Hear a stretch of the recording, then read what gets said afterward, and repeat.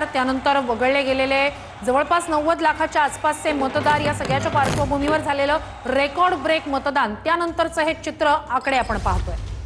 तर पश्चिम बंगालमध्ये झारग्राममध्ये भाजप 4ही जागांवर आघाडी भाजपने घेतलेली आहे।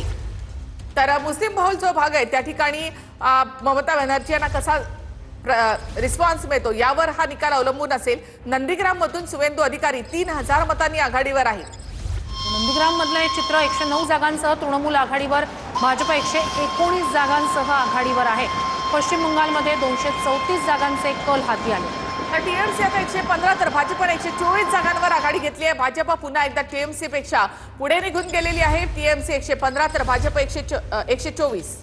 नक्कीच 245 जागांचे कल आतापर्यंत हाती आलेत आणि त्यात 115 जागांसह 118 जागांसह तृणमूल आघाडीवर आहे, तर 124 जागांची आघाडी भाजपने घेतली आहे। सध्या नंदीग्राममधनं सुवेंदू अधिकारी आघाडीवर आहे। भाजपची 124 जागांची आघाडी पश्चिम बंगालमधली, तर तृणमूलनं 118 जागांवर आघाडी घेतली आहे। काँग्रेसची 3 जागांवर आघाडी आहे। डाव्यांना त्या ठिकाणी आघाडी घेता आलेली नाही। 248 जागांचे कल आतापर्यंत हाती आलेले आहेत, त्यामध्ये 45 जागांचे कल अद्यापही बाकी आहेत। त्यामध्ये टीएमसी 118 तर भाजप 124। अक्षरशः काटेकी टक्कर पश्चिम बंगालमध्ये सध्या ममता बॅनर्जी आणि भाजप यांच्यामध्ये पाहायला मिळते।